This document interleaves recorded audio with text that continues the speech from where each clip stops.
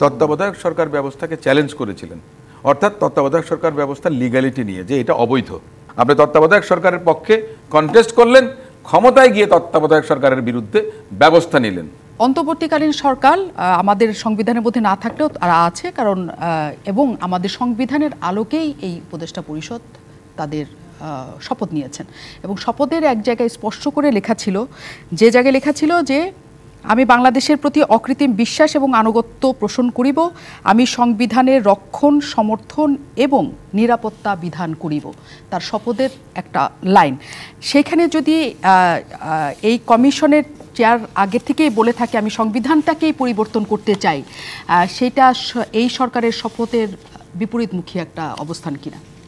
প্রথম কথাটা হচ্ছে যে আপনি যে কথাটা বলেন যে আমি সংবিধান রক্ষণ করব, আপনার যা কিছু দরকার আছে সব কিছু, আপনি যে কথাগুলো বললেন, যে ওয়ার্ডিংগুলো দিতে, লিটারেল মিনিং যেটা আর ডিকশনারি মিনিং ডিফারেন্ট হয়। কিন্তু এখন আপনি যদি বলেন যে এই সরকারটা কি বৈধ কিনা, তাই না?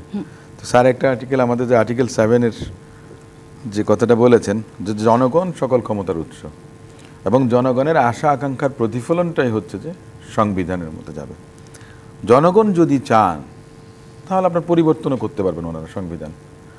আমার কথা হচ্ছে যে আমার বন্ধু ব্যারিস্টার শামীম হায়দার পাটোয়ারি বলেছেন যে 17 বার সংবিধান সংশোধন হয়েছে, কিন্তু বিগত বছরগুলোতে আমরা দেখেছি যে আপনার সংবিধান সংশোধন করেও সংবিধানের কথা কেউ কিন্তু মনে রাখেন না। আপনি আমাকে বলেন যে পার্লামেন্টে যতজন মেম্বার ছিলেন 67% ছিলেন আপনার ব্যবসায়ী, উনি তো আপনার সংবিধান নিয়ে নাড়াচাড়া করেন না। তো পার্লামেন্টারি প্রসিজিওর কতজন জানেন?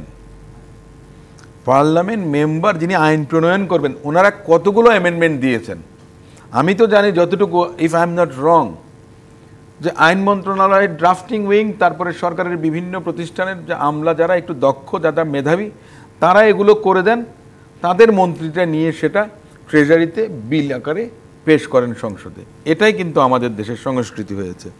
যারা মাঠের রাজনীতি করেন, যাদের কাছে অর্থবিত্ত নেই, তারা কখনো এমপিও হতে পারছেন না।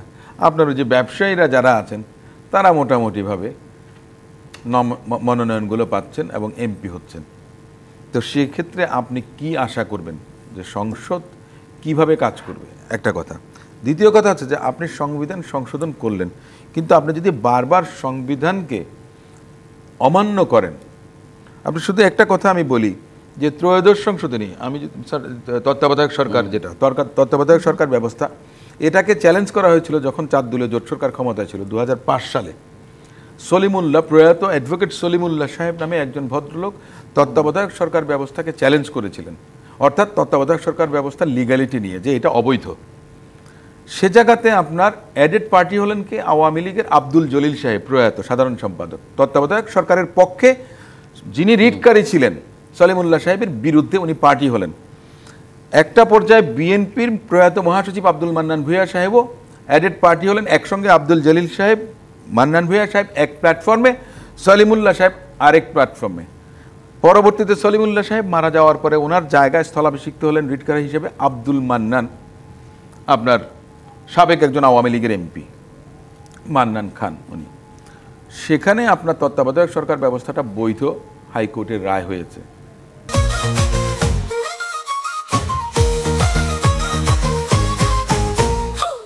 রিটটাকে আপনার ডিসচার্জ করে দিয়েছে, রুলটাকে। স্যার অ্যাপিল করেছেন আপনার জলিল সাহেব, মান্নান ভূঁইয়া সাহেবরা অ্যাপিল করেছেন, অ্যাপিলের ডিভিশনে ছিল। দেখেন আওয়ামী লীগের অবস্থানটা দেখেন, সরকার পরিবর্তন হয়েছে, আপনার 1/11 সরকার এসছে। আওয়ামী লীগ সরকার যখন ক্ষমতা এসছে ওনাদের 2/3 আছে। যে 2008 সালের যে নির্বাচনটা, সেখানে যে 2/3 পাওয়াটার পেছনে যে সিগনিফিক্যান্ট কিছু কারণ ছিল, যেটা অনেকে বলেন না, এই ত্রয়োদশ সংশোধনীটাকে ঘায়েল করার জন্যই কিন্তু 2/3 আসন তাদেরকে দেওয়া হয়েছিল। এখন আপনি বললেন যে আপনার কাছে কি প্রমাণ, আমি সেখানে যাব না, ওটা অন্য একদিন আলাপ হতে পারে। অ্যাপিলেট ডিভিশনে পরবর্তীতে আপিল হিয়ারিংয়ে আপনার রাষ্ট্রপক্ষ অ্যাটর্নি জেনারেল ফর বাংলাদেশ চলে গেলেন কোথায়? সলিমুল্লাহ সাহেবের পক্ষে। তত্ত্বাবধায়ক সরকার ব্যবস্থা অবৈধ এটাই নিয়ে গেলেন। তার মানে কি দেখেন ডাবল স্ট্যান্ডার্ড আওয়ামী লীগের কি ছিল? আপনি তত্ত্বাবধায়ক সরকারের পক্ষে কন্টেস্ট করলেন, ক্ষমতায় গিয়ে তত্ত্বাবধায়ক সরকারের বিরুদ্ধে ব্যবস্থা নিলেন।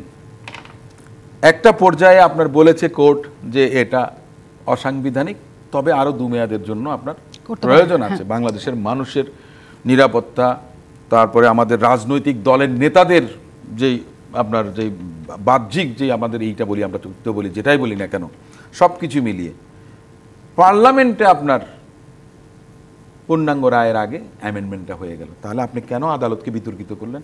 এই সংবিধানের দোহাই দিয়ে, এই সংবিধানের মধ্য থেকে আপনি আদালতকে কলঙ্কিত করেছেন এবং আপনার সংসদে, যেই সংসদ আপনার সুপ্রিম কোর্ট, বিচার বিভাগ, আইন বিভাগ, সংসদ, নির্বাহী বিভাগ সব কিছু কিন্তু আলাদা। তো আপনি একদিকে আদালতের কাঁধে বন্দুক রাখলেন আর গুলিটা করলেন চূড়ান্তভাবে সংসদে, যেটা আপনার কখনো করা উচিত হয়নি। সেটার জন্যই তো তাদের বিচার হওয়া উচিত। এখন আপনি যে কথাটা আমরা বলছি, আমি একটা জিনিস বলবো, এটাতে অনেক আইনজীবী বন্ধুরা আপনারা আহত হতে পারেন। বেসিক স্ট্রাকচার চেঞ্জ করা যাবে না, আমি এটার পক্ষে না। ব্রিটেনের তো আপনার লিখিত কোনো সংবিধান নেই, তারা কি চলছে না? বেসিক স্ট্রাকচার মানে কি বলছেন? যে আমাদের জাতীয় ফুল, জাতীয় সংগীত, জাতীয় ওগুলি বাদেও আরো কিছু আছে। যেমন আমি আপনাকে শুধু আমি কাঠামোর কথা বলছেন। না আমি আইনজীবী তো, স্যার আইনজীবী, আমার বন্ধু স্বামী হায়দার পাটোয়ারি আইনজীবী, অনেক আইনজীবীরা নিশ্চয়ই অনুষ্ঠান দেখছেন। যখন আপনার ওনার মানে ভালো কাজের মধ্যে এরশাদ সাহেব করেছেন একটা ঔষধ নীতি, ডক্টর জাফরুল্লাহ সাহেব আরেকটা করেছেন, এটা স্বীকার করাই উচিত, যেটা উনি করেছিলেন যে সুপ্রিম কোর্টের হাইকোর্ট ডিভিশনের বেঞ্চ রংপুর, চিটাগং, কুমিল্লা আর কোথায় কোথায় ছিল, সেটা আপনার বিরোধিতা করেছিলেন স্যার। 8 বিভাগে আমরা তো তখন আসিনি, স্যার তো ছিলেন। তো সেটার বিরোধিতা করেছিলেন সিনিয়র কয়েকজন প্রয়াত আইনজীবী। আমি ওনাদের বিরোধিতা করছি না, তবে আমাকে একজন বলেছিলেন যে কেন করেছিলেন সে কথাটা আমি বলছি না, তবে উনি বলেছেন, স্বীকার করেছিলেন যে এটা একটা যুগান্তকারী পদক্ষেপ ছিল। কিন্তু আপনি মনে করেন যে এটি আসলে পুনর্লেখন করা সম্ভব? আপনি মনে করেন যে স্ট্রাকচার জনগণ যা চাইবে তাই কি আপনি গণভোট দিয়ে দেন? হ্যাঁ, জনগণ যা চাইবে গণভোট দিয়ে দেন। গণভোটটা নাই, আমরা রাখেন না, সেজন্য তো বলছি গণভোটের বিধানটা তো আসা উচিত। এখন প্রশ্নটা হচ্ছে যে সেটা হচ্ছে পুনর্লেখন হোক বা সংশোধনের জায়গা হোক, এমনকি আমি বলি যে বেসিক স্ট্রাকচারও চেঞ্জ করা যাবে। একটা ঘটনা হচ্ছে বেসিক স্ট্রাকচারও যদি পরিবর্তন করতে হয় বা সেটা সংশোধনও করতে হয়, আমাদের প্রশ্ন হচ্ছে সেটা সংসদ ছাড়া সম্ভব নয়।